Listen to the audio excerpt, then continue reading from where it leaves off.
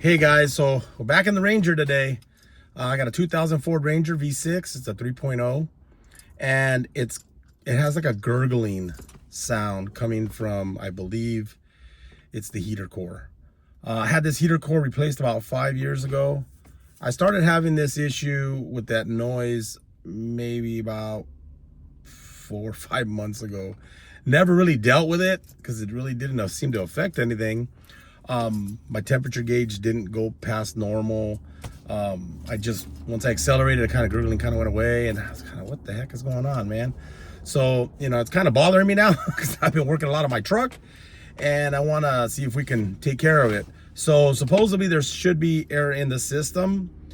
Somehow air got in there, maybe the cap or something. So we're going to try to bleed that system.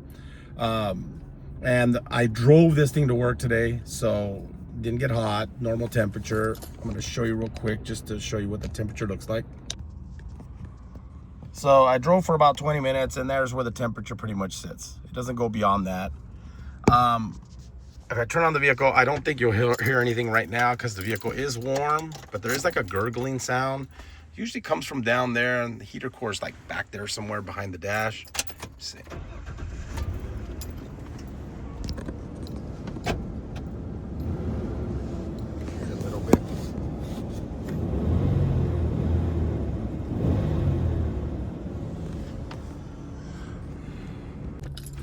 But anyways, it's really hard. You can't really hear it right now because it's kind of warmed up. But anyways, it does go away. So basically the air probably goes up, probably at the top of the radiator cap now. But I gotta let this thing cool down before I even open up that cap. So I'm gonna wait about an hour.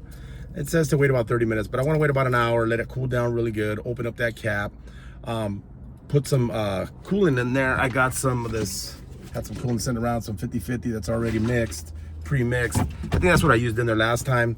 And then I'm just gonna top it off. I'm gonna actually turn it on, squeeze the hose, and then try to get any other air that might be in there out, and then put the cap back on. Now, then I'll drive it for a day or two, and if it still keeps doing that, more than likely I'll probably have a bad radiator cap. So we'll go ahead and do that, and let's get started. So the vehicle has cooled down. About to start it to see if you can hear the gurgling before I pull it into my shop.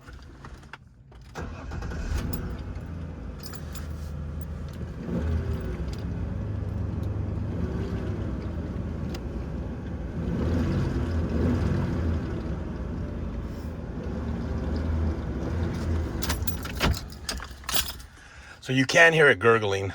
You hear like water creaking.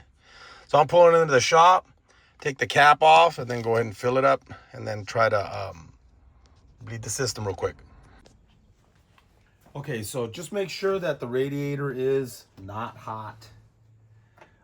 If you've been driving it, I would wait at least an hour. They say wait about 30 minutes. I waited about an hour. I did start it up to just get in the shop real quick, and I just get a rag and just make sure that it doesn't.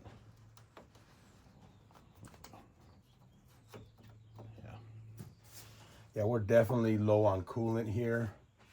So we'll go ahead and fill that up. So what I'm gonna do is I'm gonna use my little container here to use this to bleed it.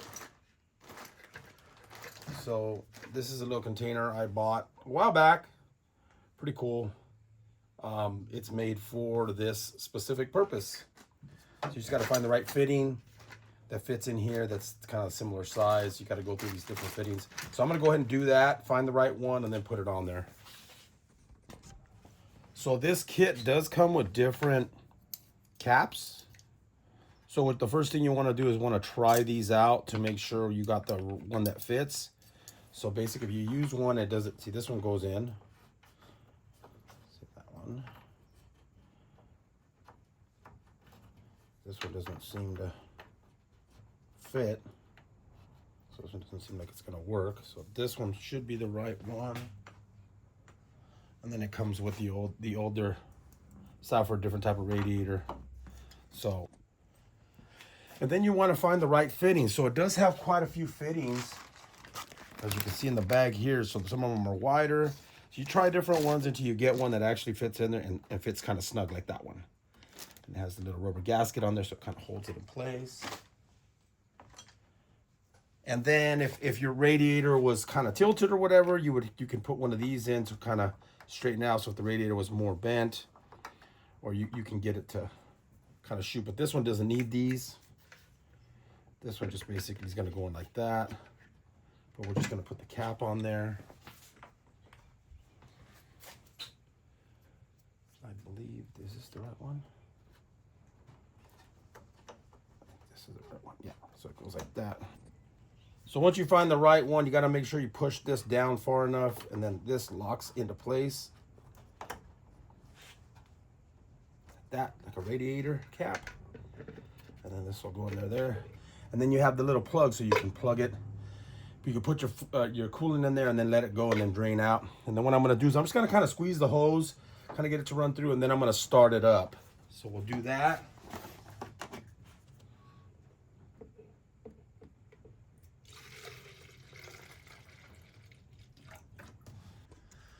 So we went ahead and poured some coolant in here, so we're going to go ahead and at least let that go down.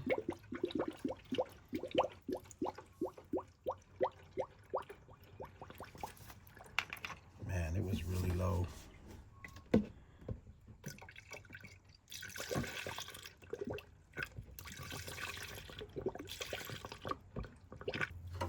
Just kind of squeeze this top hose over here.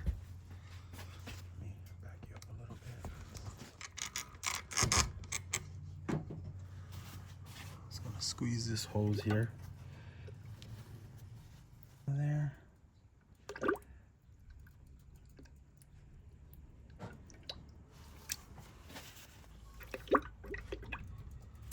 So what I'm doing is just squeezing that hose that was up there that I was just showing you. And then just trying to get this to suck the rest of this coolant in as it pushes up the bubbles, as you can see. Now that I'm just barely squeezing it, I know that the coolant kind of pretty much got all the way in there. So now all I could do is start it up, leave this on here, and then if it goes down, we could just fill it with coolant. Try to get it up to operating temp.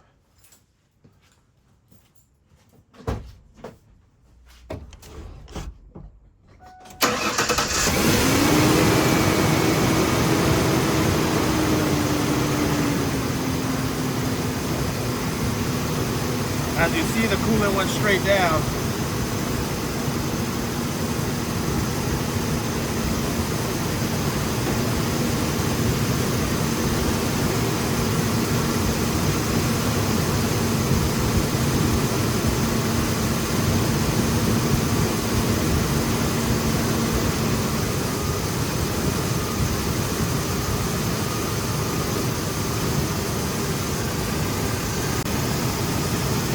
Alright, so I kind of bled out as much as I could with the hose. Turn on the heater. Now usually the way I do these is I usually put the heater on high.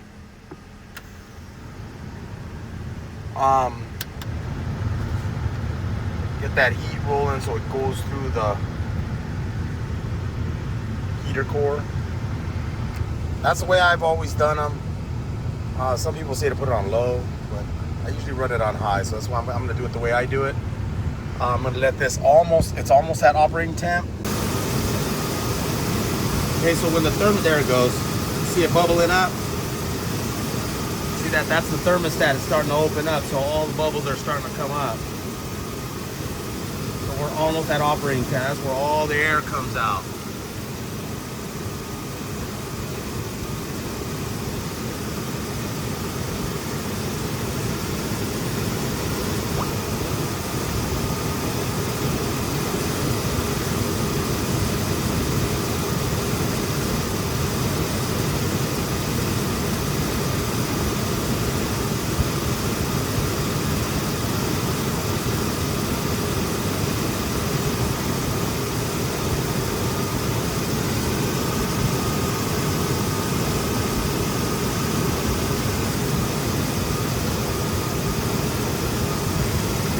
thing is blowing some nice heat inside the cab,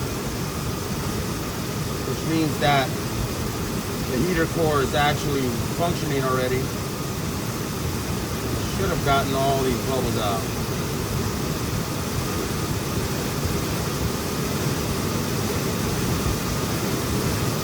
There's a few more little bubbles still coming out of there. I'm squeezing it, and you get like a burp like that, but when you get the tiny little bubbles, that's what we're looking for. So it looks like I got all the air out. That should be good. So what I'm gonna do is I'm gonna plug this up real quick with this. I'm gonna turn off the vehicle. Now when you lift this out, make sure you get a rag down here because you will drop a little bit of fluid. So once you plug the top, we're gonna go ahead and pull the tank a little bit and just make sure you have a rag here, because sometimes it'll shoot out a little bit of fluid from here. Make sure you wipe all that up. And then we put our cap back. I think I'm gonna get a new radiator cap either way, just because this one looks kind of old. That seal down there doesn't look very good. Matter of fact, that's probably what it is. So if you look here, look at the radiator cap right there, it's cracked. Look, see the rubber?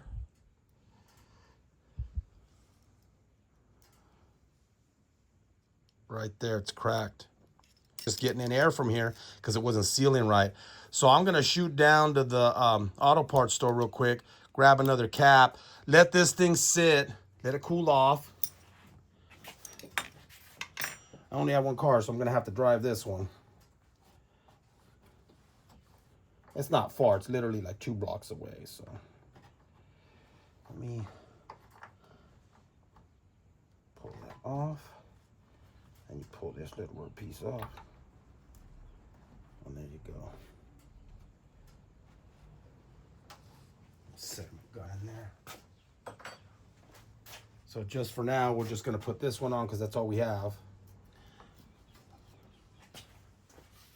And then what you can do is, once you put the cap on it, like say for instance right now, if I want to make sure I didn't get any air after I obviously drove it, I can let it sit, and then once it sits and I go to uncover it, it should bleed out the system. I just bleed it out a different way just so I can make sure I'm getting all the air out of it.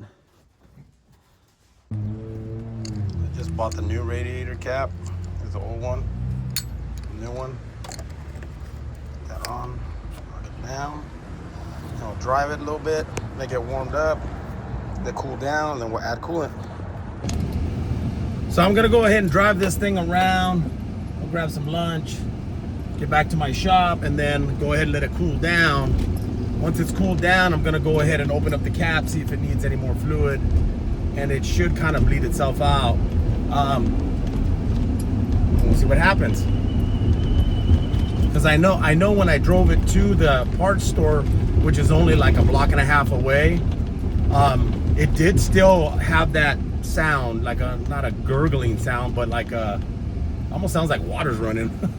But right now when I turned it on and drove it, it didn't do it. So as soon as I put the cap on there, I don't know if obviously that, I don't know if the air got out or what, but the fluid was still full. It didn't go down. I am pretty warmed up, but the cap wasn't hot, so I was able to get it off. I touched it before, and then I just kind of opened it up, put the new cap on there as you saw, and then so now I'm just gonna drive it and see what happens, get it back to the shop, and then we'll go ahead and check it out. Hey guys, so don't forget to fill your coolant reservoir. I didn't fill it up. I totally forgot. This thing is bone dry. So I'll go ahead and fill it up, and then we'll go ahead and run this one more time, and then we're gonna let it cool down, and then we'll check the level again.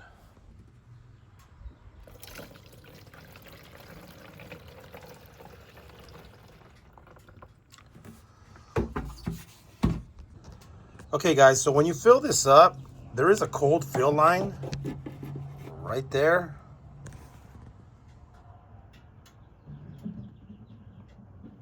which is basically right on the bottom where it says fill. You can see it. Because it's got a little arrow on the line. Right there. So it would be at the bottom of where it says fill. I don't know why they put it there. Because why wouldn't you just put it on the side over here where you can see it? This is behind the air box. Man, like that's ridiculous. But it's a little bit down. Now you can see it right there. So I don't know how you can tell when it's full there, but it doesn't take a whole lot on that bottom to fill up. So I'm gonna have to get a little bit more and then fill it up. Okay, so I put my light on the top of the little tank here so it can illuminate it, and you can see I just need to fill it up a little bit more. I'm just not high enough yet, but I have some in there, which is good. But you can see right there where it's supposed to be filled up. This far away, you can't even see. Okay, so I went ahead and I filled up the radiator. It took quite a bit. And I guess it sucked up everything that was in here. Not a whole lot in there, so I need to fill that up as well.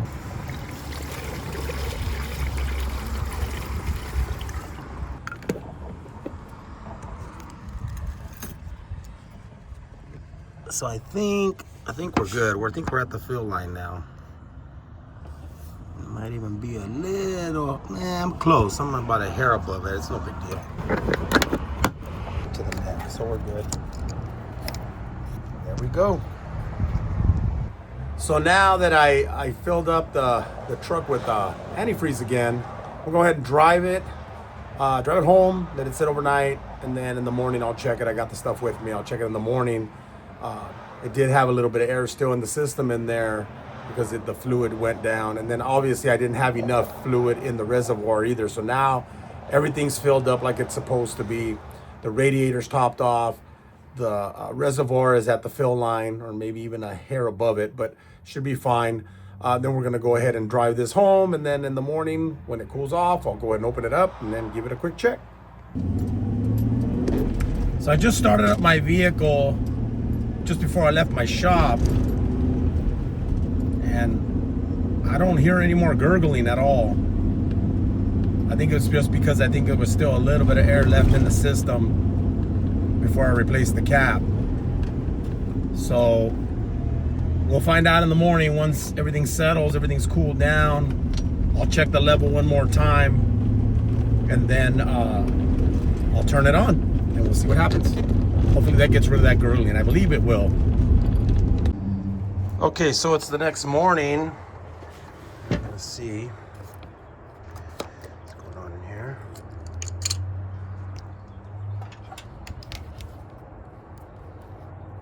So yeah, I mean, it might need just a little bit of coolant, but not a whole lot.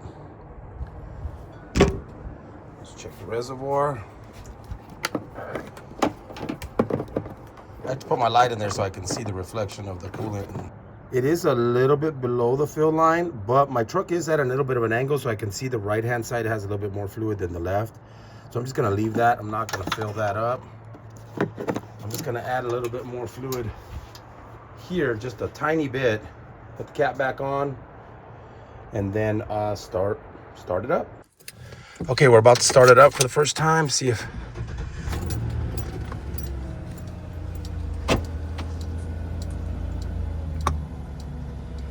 flap.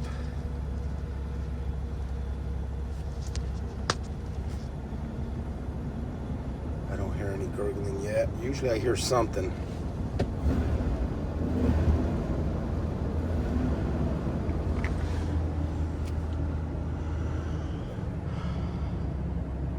It's cold. So I didn't hear any gurgling at all or any swishing around down there. So we'll drive it right now once it warms up, and then I'll keep you posted.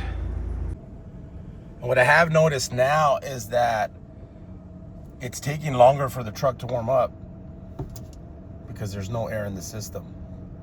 Because my truck should have already been warmed up. It was warming up pretty quick, so it's probably getting hot faster because there was air in the system. So I've been sitting here now for a few minutes and this needle has not moved yet. So I'll wait a little bit longer. So we're just about at operating temperature.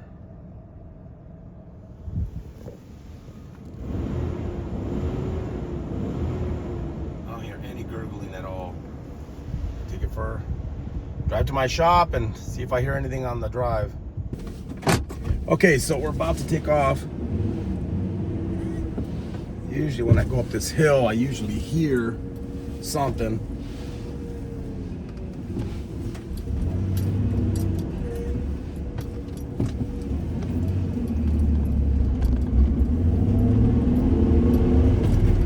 Nothing.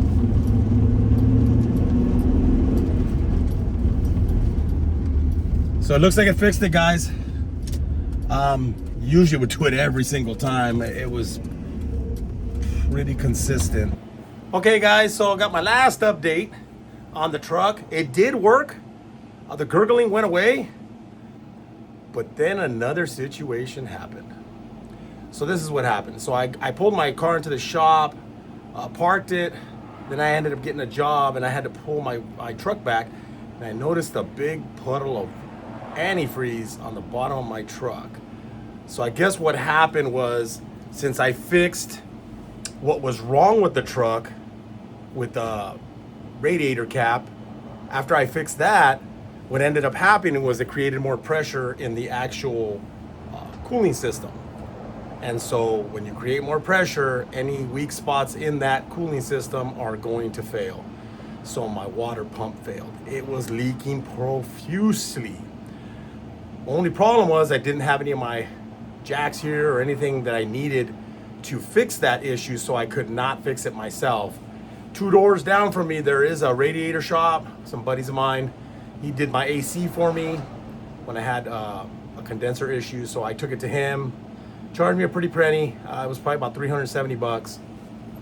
And then also, when I talked to him, he was gonna also replace the thermostat as well. So the truck's almost ready, so I'll be picking it up pretty soon.